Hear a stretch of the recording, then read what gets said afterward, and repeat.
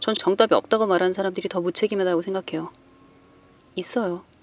나보다 인생 먼저 살아본 선배가 있는데 정답이 없는 게 아니라 정답을 알고도 그걸 실천하는 사람이 없는 거예요. 그만큼 실천하는 게 쉽지 않습니다. 아이가 혼자 읽는 게 힘들어서 책을 거부한다는 걸 이제 내가 알았어요.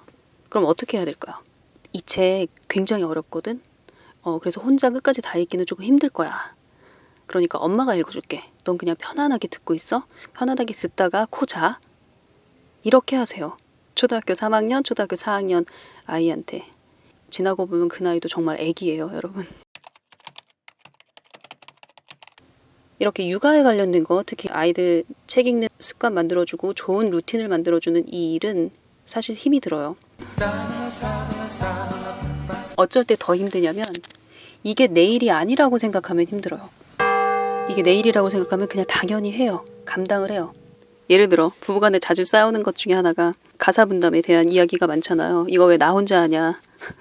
너는 왜 맨날 소파에 누워서 이렇게 넷플릭스만 보고 있냐. 이런 것 때문에 많이 싸우잖아요. 예를 들어서 음식물 쓰레기 같은 경우를 한번 생각을 해보죠. 음식물 쓰레기 버리는 거. 여러분들은 누가 하세요?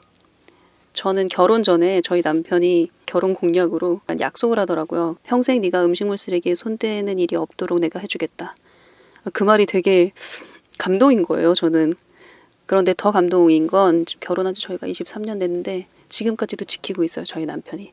음식물 쓰레기, 분리수거 다 남편이에요.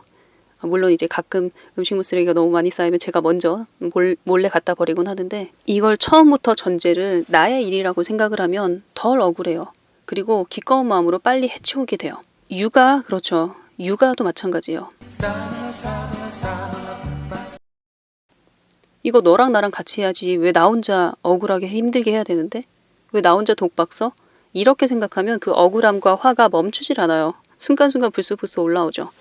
그런데 저 같은 경우는 어떤 마인드로 아이를 키웠냐면 저도 맞벌이로 남편도 일하고 저도 일하고 그렇게 워킹맘으로 살았지만 저는 동등하다고 생각하지 않았어요. 왜냐하면 저는 가장은 아니었기 때문에 직장 생활할 때도 굉장히 자유롭게 그렇게 얽매이는 거 없이 생활했습니다. 할 말 다 하고 부딪힐 일 막 부딪히고 그랬을 수 있었던 이유는 언제든 내가 퇴사할 수 있다라는 그런 생각이 있었기 때문에 그래요. 그런데 남자들이 그럴 수 있나요, 솔직히? 물론 무책임한 남자도 있겠지만 그런 정상 범주에 벗어나는 사람은 이제 제외하고 정상적인 남자라면 가장으로서의 책임감이 굉장히 무겁습니다. 직장을 그렇게 쉽게 때려칠 수가 없어요. 그래서 저는 맞벌이 할 때도 제가 퇴근하고 나서 발 동동 구르면서 밥하고 치우고 아이 잠들 때까지 그렇게 책 읽어주고 아이 육아에 온 힘을 다하면서도 억울하다는 생각을 하지 않았던 이유가 뭐냐면 나는 언제고 회사를 그만둘 수 있지만 저 사람은 다니기 싫어도 회사 생활을 하면서 가장이라는 이름으로 우리를 먹여 살리기 위해서 애를 쓴다라는 걸 알기 때문에 퇴근하고 나서 소파에서 퍼져서 자고 친구들이랑 회식하고 그런 것도 전혀 잔소리를 하지 않았어요. 그렇게라도 풀어야죠. 안 그러면 어떻게 이 힘든 인생을 살아가겠어요.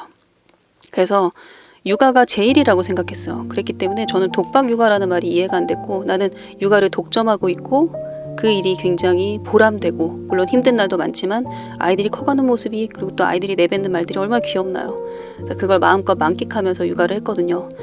네, 내 일이라고 생각하고 기꺼이 하시면 밤에 잠자리에 책 읽어주는 거 즐겁게 하실 수 있어요. 그리고 책 읽어주는 거 영원히 하는 거 아니에요. 아이들이 이제 고학년이 되면 엄마 이제 나 혼자 읽을게. 왜냐하면 묵독하는 게 훨씬 빠르니까 엄마가 읽어주는 것보다 그럴 때가 금방 오기 때문에 영원한 낭독 노동 아니니까 지레 겁먹지 마세요. 제가 마지막으로 정리해 드릴게요. 첫 번째, 아이가 책 읽기를 거부한다면 반드시 이유가 있고 두 번째, 그 이유 중에 가장 큰 이유는 아마도 책 읽는 게 혼자 읽는 게 힘들어서 어려워서 못 읽는 것일 경우가 많다. 자, 이렇게 세 번째, 이유를 알게 되면 아이한테 화가 나는 것이 아니라 그동안 얼마나 답답했을까, 얼마나 힘들었을까, 얼마나 부끄러웠을까. 부끄러워할 일도 아닌데 이런 아이의 마음이 헤아려지면 그 다음 해결책이 너무나 기꺼운 마음으로 실천이 됩니다. 네 번째, 책을 안 읽는다 아이가? 그러면 엄마가 읽어주라. 엄마가 읽어주고 넌 편안히 들어. 책 읽는 게 얼마나 편안하고 즐겁고 재미있는 추억인가 라는 그런 느낌만 계속 살려주시면 돼요. 마지막으로 아까도 잠깐 얘기했지만 아이한테 책 읽어주는 시간 이거 금방 지나가요.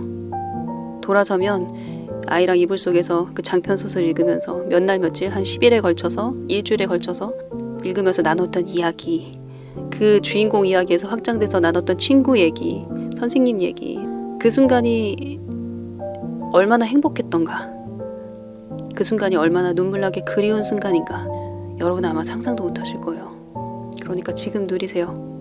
아이가 엄마가 읽어주는 거 귀 쫑긋 세우고 듣는 이 순간, 이 나이, 요때를 마음껏 누리셨으면 좋겠습니다. 잠자리 독서 너무나 행복한 추억이고 아이한테도 아주 깊은 사랑으로 기억될 거예요. 지치지 마시고 실천해보세요.